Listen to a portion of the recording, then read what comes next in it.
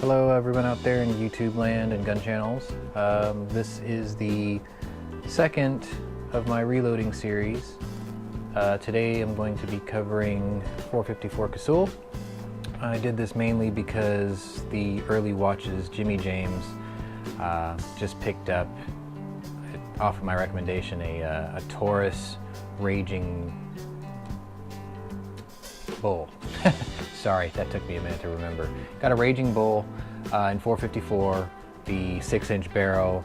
He got a great deal on it, and I've got a new playmate in the big bore club, so I went through my ammo and I sent him a little 20-round care package of various 454 and 45 Colt loads that I made, and you know, my box got a little empty, so I went ahead and gave Starline a call. And today we'll be reloading 454 with these gorgeous nickel-plated Casull rounds. I've got 4 brass ones I'm going to go ahead and load up while I've got them sitting here. But essentially what you're going to need is, well, more or less everything you see here.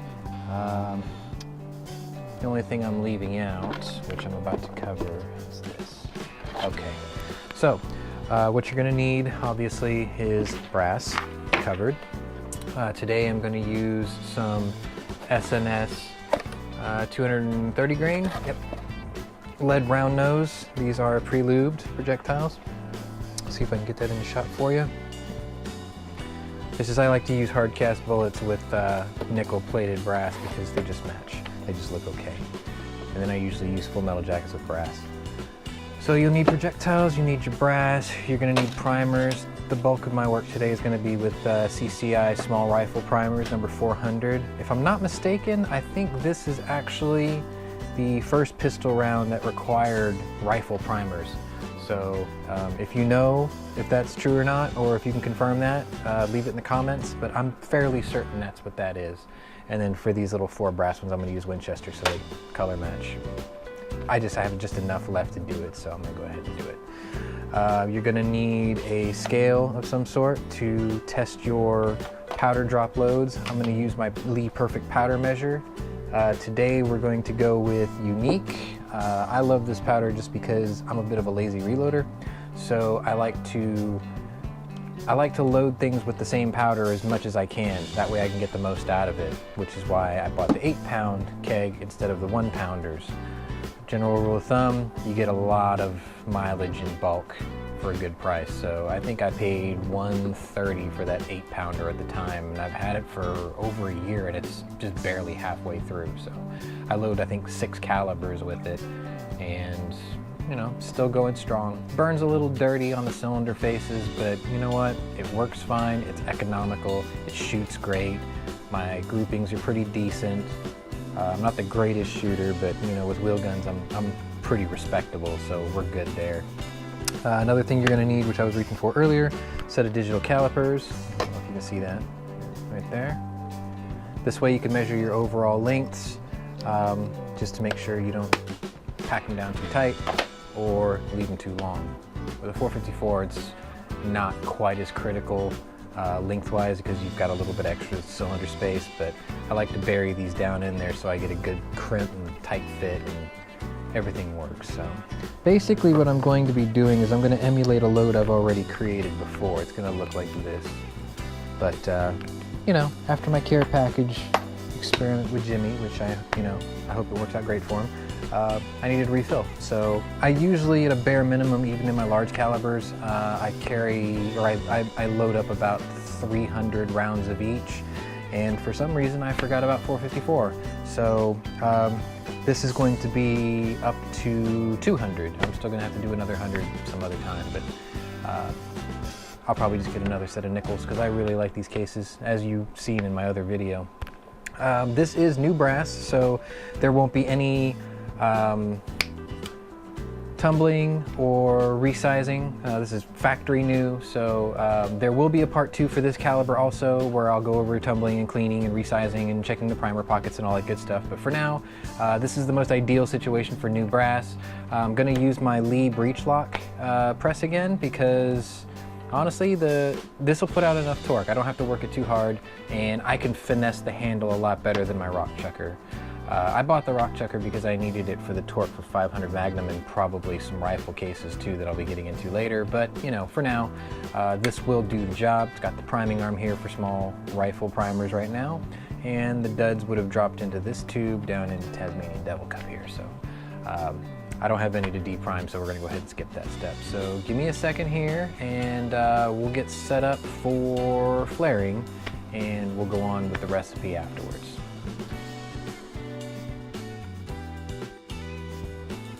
All right, so the next step is obviously going to be priming, flaring the cases. This uses a Lee number 11 shell holder, which comes with my Lee 3-die set. I'm trying other brands, but my brand loyalty so far is with the Lee dies. They're the most comprehensive for the least amount of money. And you know, you always get the scoop, you get the shell holder, you know, there's nothing missing. You just basically buy it, use it, job done. And it's pretty cool because it comes with instructions with a couple of load data tables too. So I haven't talked about the recipe yet because I'm just going to go through this step by step. So basically what you want to do is you want to put your shell holder in here. You want to feed your shell in, run it up the die like so, screw it down like so, until you start to just feel it touch the case. Then you want to back it off, give it a quarter turn, and slowly start flaring the mouth of that case. Right now there's like no resistance, so that's why I'm kind of flipping through it. And basically what you want to do is you want to take one of your projectiles, and I'm still not getting anything.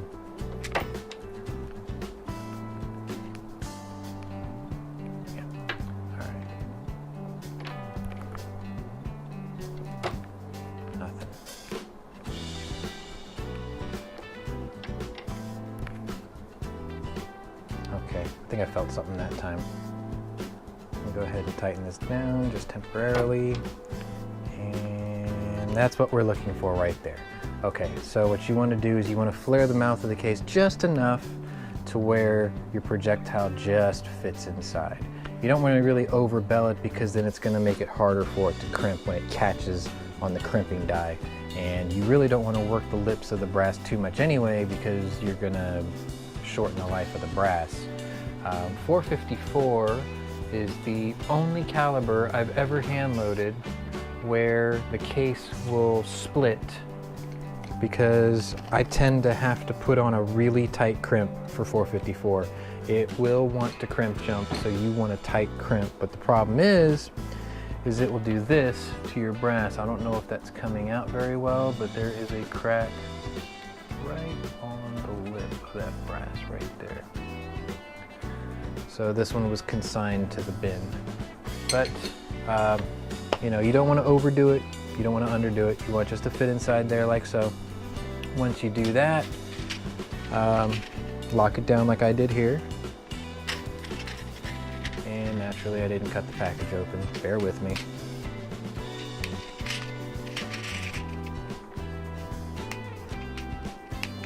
I've been dealing with health issues for the last couple of weeks. That's why my updates have been a little slow, but thanks for being patient. I usually drop them in here 10 at a time. Anyway, once we got the flare the way we want it, then we just back it off, drop the primer in the cup here, and what I like to do is just squeeze with my hand on the handle and here in the O-ring like so. You'll feel it bottom out. What you want that primer to do is seat just a hair underneath the head stamp. That way it fits. So we'll do a couple of these. Usually what I'll do is I'll go ahead and prime the next one like so.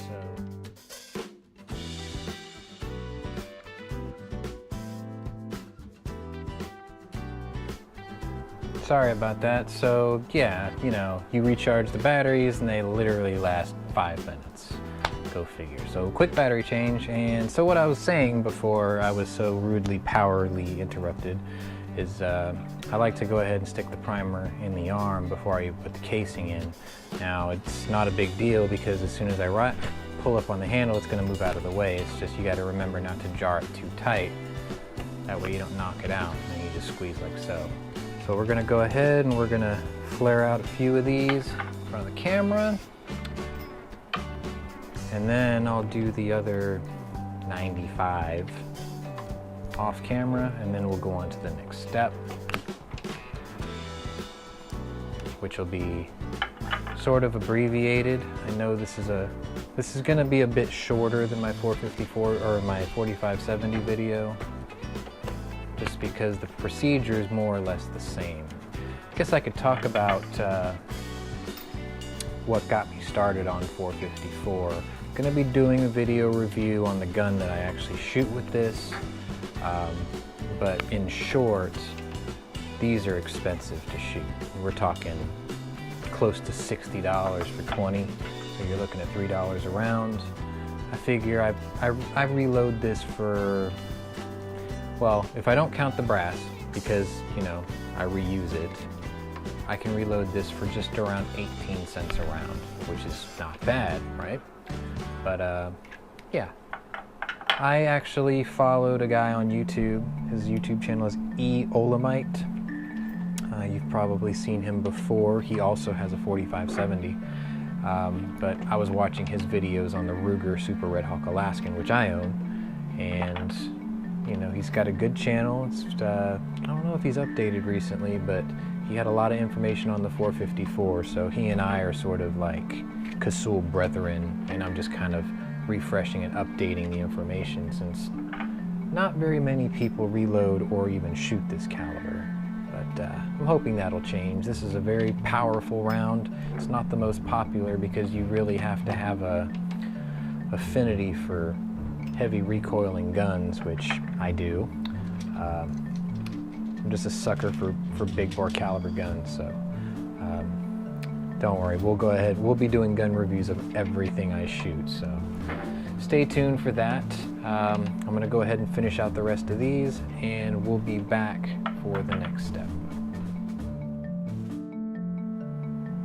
Okay, so I've moved the camera because we're about to hit the next step in the process here, which is to calibrate my perfect powder drop. Now, right now, it's set way off because I was loading 4570. So the first thing I want to do, turn on my scale, zero it out. You want to make sure if you have any ceiling fans or any cross ventilation going right now to turn everything off, because even the slightest air pressure will trip this thing. Like right now I'm reading 0.3 grains, so we're going to go ahead and tear that to 0. And the first thing I need to do is I need to dial this way in because we're not doing a 4570 loading. Now the recipe I'm using today is going to call for 15 grains of Unique. Going to have an overall length of 1.69 inches with our 230 grain lead round nose bullet, which is right here. So I've cranked that in a few times. We're going to go ahead and open up the powder drop here. Kind of tap some in there. And usually what I like to do is I go ahead and just open it and close it a few times to make sure that I've got the metering drum all full. And then we'll take our first measurement. And usually tap on this just to shake anything loose. Okay, let's take a look at what we got here. 15.2. All right, we're close enough to where I'm going to run it a second time just to make sure.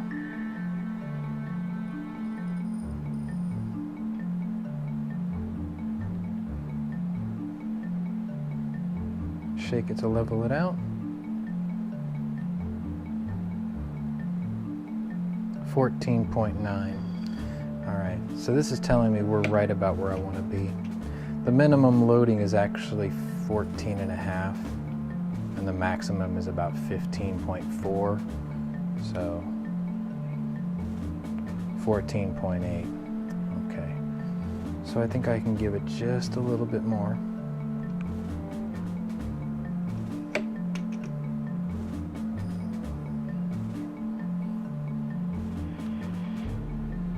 15 on the dot.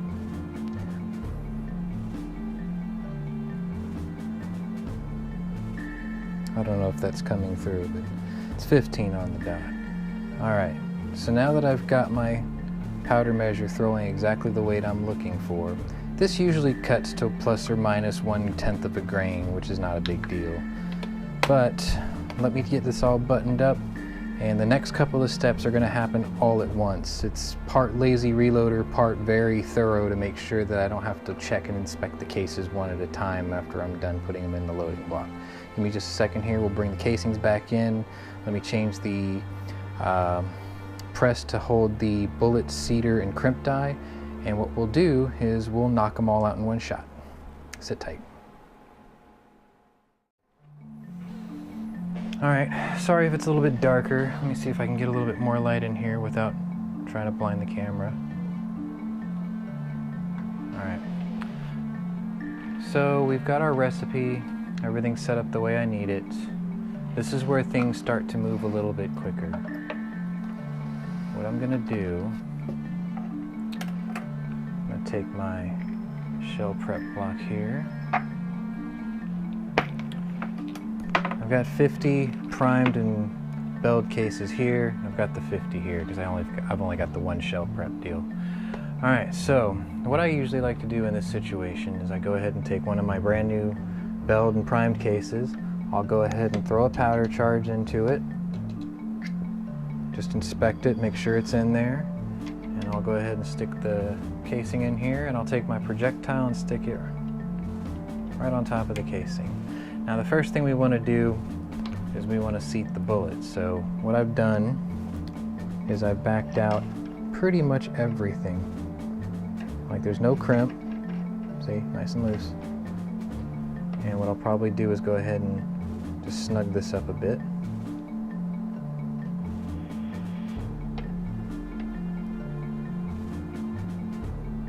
Okay. And this is all the way backed out. So what I want to do next is I want to go ahead and seat the bullet. Now I'm not adding a crimp, I'm just seating the bullet. And the magic number today is 1.690. So we're going to run this up like so. See it going down. Turn it a little bit more because I haven't even made it to the lube groove yet. I know I'm way out now, but we're going to go ahead and take an initial measurement here. See how much further we've got to go. We are at 1.806 and a half. So we've got a little ways to go. Just go ahead and start turning this. Now what I've done usually with these is I'll go ahead and scribe a little mark with like my X-Acto or my Sharpie, and that way I can see how far I'm turning. So I'm gonna do a quarter turn at a time. We're gonna run this up. I didn't do nothing. Let me do another quarter turn. We'll run this up again, and we'll re-inspect. 1776. We've still got a ways to go. Give a half turn. We'll run it again. Looking better. 1749. Do another maybe close to half a turn. All right, now we're getting pretty close. 725.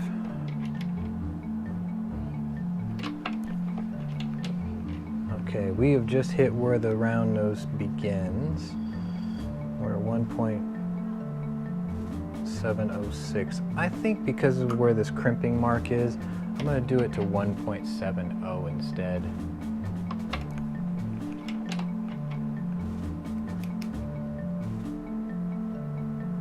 $1.699. Good enough for government work. All right, so this is the height we want it seated. If you look really carefully, it's right where it starts to go into, well, where the tapers begin. So, all right, so now what I want to do is I want to back this all the way out. I'm going to back this off.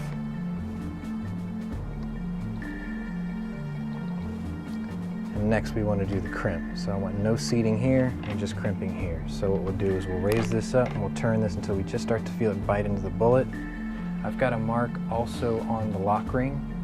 So I'll back it off, turn it about a quarter of a turn, and feel it for a crimp. Not quite there yet. Another quarter of a turn, we'll do it again. Now I need a heavy crimp on this. I felt it go in just now. I'm gonna go ahead and lock this down because I think we're right there already.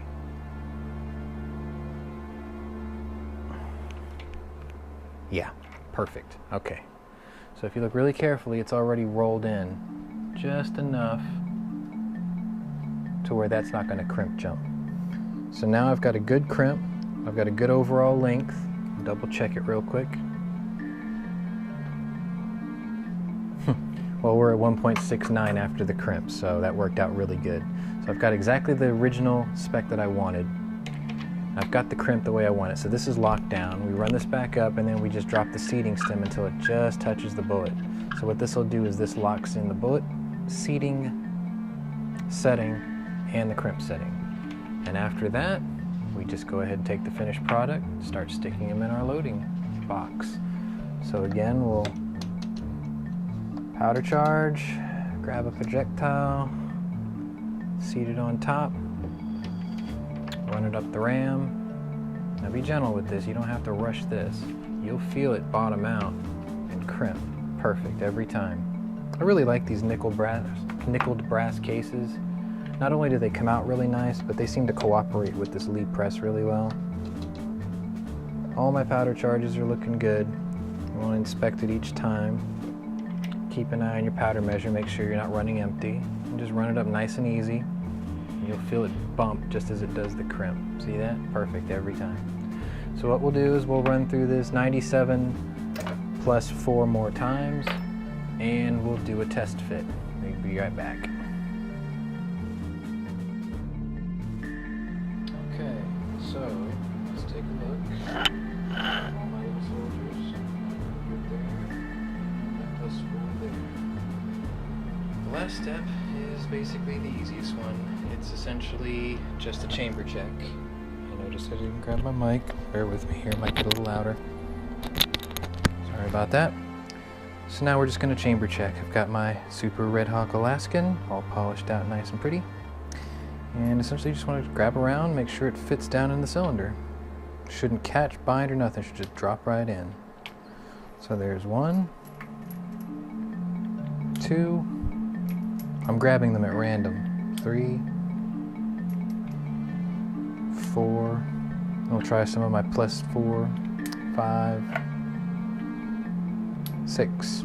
Nice and easy. All dropped right in. That's going to do it for this one. Thanks for watching. Please like and subscribe and share. If you have any questions on how to load 454 Casull or any other large caliber handguns, feel free to ask in the comments and I'll see what I can do for you. Thanks for watching.